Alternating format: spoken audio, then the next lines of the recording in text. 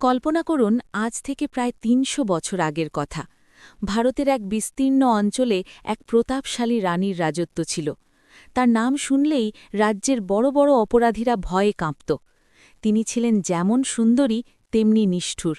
প্রতারকদের তিনি কখনোই ক্ষমা করতেন না। তার রাজপ্রাসাদটি ছিল এক পাহাড়ের চূড়ায়, ঘন জঙ্গলের মাঝখানে। কিন্তু একদিন এক চরম বিশ্বাসঘাতকতার শিকার হয়ে সেই রানীকে প্রাণ হারাতে হয়। তবে তার মৃত্যুতেই গল্পের শেষ ছিল না। এলাকার মানুষের বিশ্বাস অনুযায়ী রানীর অতৃপ্ত আত্মা আজও সেই ধ্বংসপ্রাপ্ত প্রাসাদে ঘুরে বেড়ায় প্রতিশোধের আশায়। বছরের পর বছর সেই প্রাসাদের দিকে কেউ পা বাড়াতে সাহস করেনি। প্রাসাদটি আজ লোকমুখে অভিশপ্ত রাজবাড়ি নামে পরিচিত, যেখানে জীবিত কেউ গেলে আর কখনো ফিরে আসে না। এমনই এক হাড়হিম করা লোককাহিনীর উপর ভিত্তি করে আজকের এই রহস্য আর সাসপেন্সে ঘেরা গল্পটি আবর্তিত হয়েছে।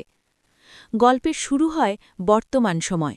শহরের সবচেয়ে সৎ, নির্ভীক এবং বুদ্ধিমতী মহিলা পুলিশ অফিসারকে দিয়ে। ছোটবেলা থেকেই সে অত্যন্ত সাধারণ এবং সৎ জীবনযাপন করে এসেছে।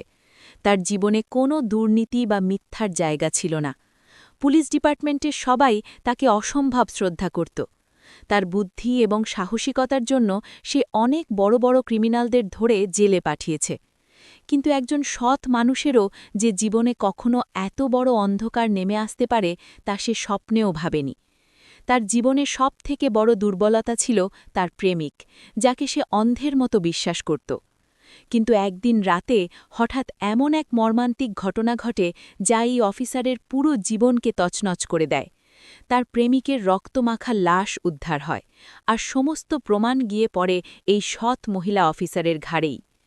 মিডিয়া এবং সমাজের কাছে সে এক রাতের মধ্যে হিরো থেকে ভিলেনে পরিণত হয়। তাকে নিজের প্রেমিকের খুনের দায়ে অ্যারেস্ট করা হয়। জেলের সেই অন্ধকার স্যাঁতসেঁতে প্রকোষ্ঠে তাকে দিনের পর দিন আটকে রাখা হয়। যে মানুষটি আইনকে জীবনের সবথেকে বড় ধর্ম বলে মেনেছে, আজ সেই আইনের চোখে সে সবচেয়ে বড় অপরাধী। জেলের লোহার গড়াদের পেছনে বসে সে বারবার নিজেকে প্রশ্ন করতে থাকে, কেন তার সাথে এমন হল? কে তাকে এই ভয়ঙ্কর রাজনৈতিক চক্রান্তে ফাঁসাল? জেলের অন্যান্য বন্দী এবং দুর্নীতিবাজ অফিসাররা তার ওপর প্রতিদিন মানসিক অত্যাচার করতে থাকে, কিন্তু সে তার মনের জোর হারায় না। সে জানে এই খুনের পেছনে এক গভীর রহস্য লুকিয়ে আছে, যা তাকেই খুঁজে বের করতে হবে। হঠাৎ একদিন মধ্যরাতে, যখন পুরো জেলখানা ঘুমে আচ্ছন্ন, কিছু পুলিশ অফিসার এসে তার সেলের দরজা খোলে। তাকে কোনো কিছু না জানিয়ে একটা পুলিশ জিপে তোলা হয়। অফিসার বুঝতে পারে না তাকে কোথায় নিয়ে যাওয়া হচ্ছে। জিপটি শহরাঞ্চল পেরিয়ে আস্তে আস্তে এক ঘন অন্ধকার জঙ্গলের রাস্তার দিকে এগোতে থাকে। রাস্তার দুপাশের বিশাল গাছগুলো যেন ভৌতিক ছায়ার মতো দাঁড়িয়ে আছে। চারদিক নিস্তব্ধ, শুধু জিপের ইঞ্জিনের শব্দ আর মাঝে মাঝে প্যাঁচার ডাক শোনা যাচ্ছে।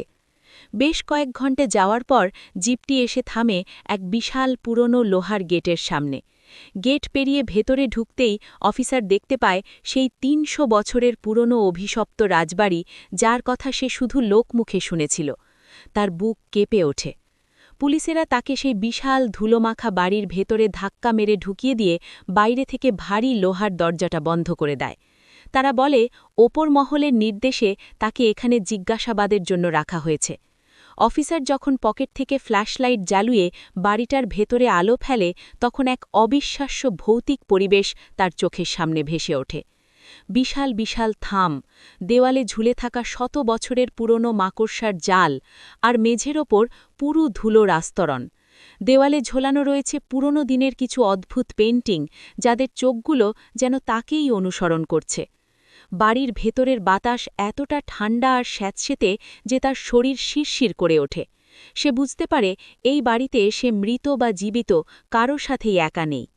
বাড়িতে তার প্রথম রাত শুরু হয়। বাইরে তখন অবিরাম বৃষ্টি আর বজ্রপাত চলছে। অফিসার যখন একটা জরাজীর্ণ ঘরের মেঝেতে বসে থাকতে চেষ্টা করে, তখন হঠাৎ সে অদ্ভুত শব্দ শুনতে পায়। ওপরতলার কাঠের মেঝের ওপর দিয়ে যেন কেউ ভারী পায়ে হেঁটে বেড়াচ্ছে। সে ফ্ল্যাশলাইট নিয়ে ওপরে গিয়ে দেখে পুরো ঘর ফাঁকা। কিন্তু সে যখনই ফেরার জন্য ঘুরে দাঁড়ায়, তার পেছনের একটা বিশাল ভারী দরজা নিজে থেকেই সজোরে বন্ধ হয়ে যায়। শুধু তাই নয়, এক কোণে রাখা একটা পুরনো গ্র্যামোফোন থেকে হঠাৎ অদ্ভুত বিষাদময় বাঁশির সুর ভেসে আসতে শুরু করে। তার মনে হতে থাকে কেউ যেন অনন্তকাল ধরে তার জন্য এখানে অপেক্ষা করে বসে আছে। পরের দিন সকালে অফিসার পুরো বাড়িটা তল্লাশি করতে শুরু করে একটি পালানোর রাস্তা খোঁজার জন্য। খুঁজতে খুঁজতে সে বাড়ির এক গুপ্ত গ্রন্থালয়ে এসে পৌঁছায়। সেখানে সে একটা অদ্ভুত লুকানো তাক দেখতে পায়। সেই তাকের মধ্যে পাওয়া যায় একটা অত্যন্ত পুরনো লেদার বাউন্ড ডায়েরি। ডায়েরিটা খুলতেই সে দেখতে পায় এটা আসলে সেই ৩০০ বছরের পুরনো রানীর নিজের হাতে লেখা একটা অভিশাপপত্র। ডায়েরিতে লেখা ছিল কিভাবে রানীকে তার কাছের মানুষেরাই বিষ খাইয়ে হত্যা করেছিল, আর কিভাবে রানী মৃত্যুর আগে শপথ নিয়েছিল যে তার রাজ্যে যারা অন্যায় করবে বা বিশ্বাসঘাতকতা করবে তাদের সে নিজের হাতে ধ্বংস করবে। ডায়েরির ভাষা এতটা জীবন্ত ছিল যে অফিসার নিজের অজান্তেই রানীর সেই রাগ আর দুঃখ অনুভব করতে শুরু করে। ডায়েরিটা পড়ার পর অফিসার যখন নিজের ঘরে রাখা একটা পুরনো ফাটা আয়নার সামনে গিয়ে দাঁড়ায়, তখন তার জীবনের সবথেকে ভয়ঙ্কর অভিজ্ঞতাটা ঘটে। সে আয়নায় নিজের প্রতিচ্ছবি দেখতে গিয়ে আবিষ্কার করে যে তার পেছনে দাঁড়িয়ে আছে এক বিশালকায় অবয়ব, এক ভয়ঙ্কর রাজকীয় সাজে সজ্জিত রানীর আত্মা, যার চোখ দিয়ে যেন জ্বলন্ত আগুন ঠিকরে পড়ছে। আত্মাকে দেখামাত্র অফিসারের বুক হিম হয়ে যায়, কিন্তু সে চিৎকার করার আগেই আত্মাটা দ্রুত তার শরীরের দিকে এগিয়ে আসে এবং এক মুহূর্তের মধ্যে তার ভেতরে প্রবেশ করে। অফিসারের শরীর ধনুকের মতো বেঁকে যায় এবং সে মাটিতে লুটিয়ে পড়ে। এটা কোনো সাধারণ প্যারানর্মাল অ্যাক্টিভিটি ছিল না, এটা ছিল এক সম্পূর্ণ পজেশন বা ভর করা।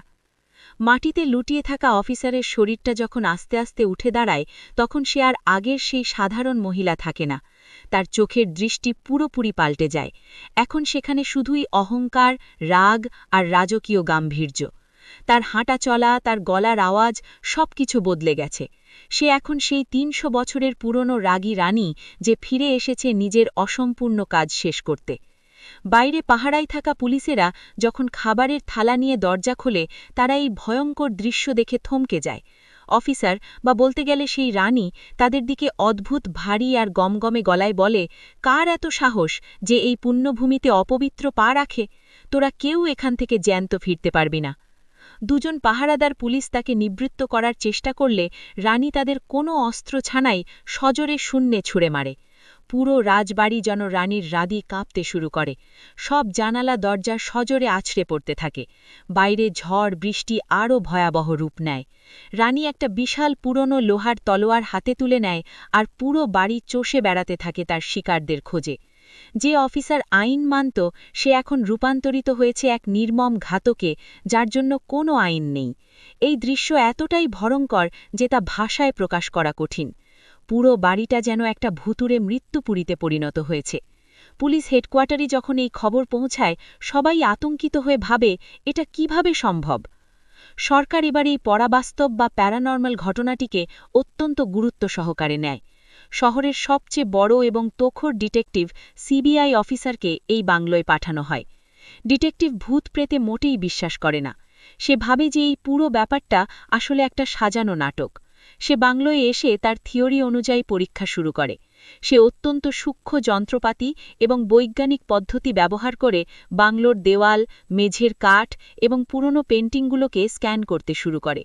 ডিটেকটিভের লক্ষ্য একটাই, যে কোনোভাবেই হোক এই সাজানো ভৌতিক কল্পনার পেছনের মেকানিক্যাল বা যান্ত্রিক সত্যটাকে সবার সামনে তুলে ধরা এবং প্রমাণ করা যে ওই মহিলা অফিসার আসলে পাগল হয়ে যাওয়ার অভিনয় করছে।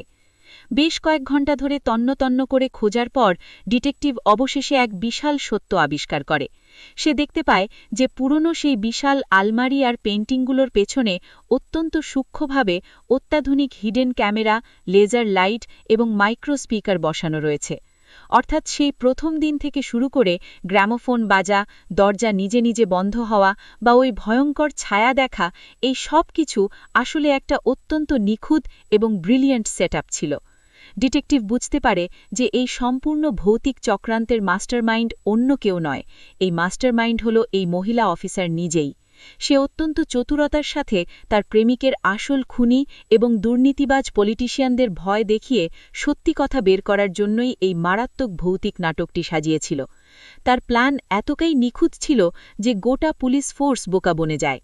সবাই যখন এই ভেবে শান্ত হয় যে ভূত বলে আসলে কিছু নেই এবং রাজনৈতিক অপরাধীদেরও গ্রেফতার করা সম্ভব হয়েছে, ঠিক তখনই মুভির আসল মাইন্ড ব্লোয়িং টুইস্টটা আসে।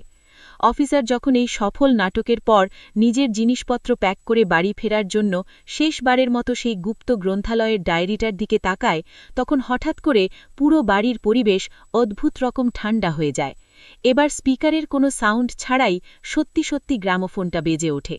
দেওয়ালের লেজার লাইটগুলো বন্ধ থাকলেও তার সামনে মেঝে ফেটে সত্যিকারের এক বিশাল কালো ছালা উঠে দাঁড়ায়। অফিসার বুঝতে পারে সে হয়তো নাটক করেছিল আসল খুনিদের ভয় দেখানোর জন্য, কিন্তু যেই ডায়েরিটা সে ছুঁয়েছিল সেটা কোনো নাটক ছিল না। সেই রাজবাড়িতে সত্যি সত্যি 100 বছরের পুরনো অশুভ আত্মার অস্তিত্ব ছিল, যে এতদিন শুধু সুযোগের অপেক্ষায় ছিল। যখন সত্যিকারের আত্মাটি তার সামনে এসে দাঁড়ায়, তখন অফিসারের অভিব্যক্তি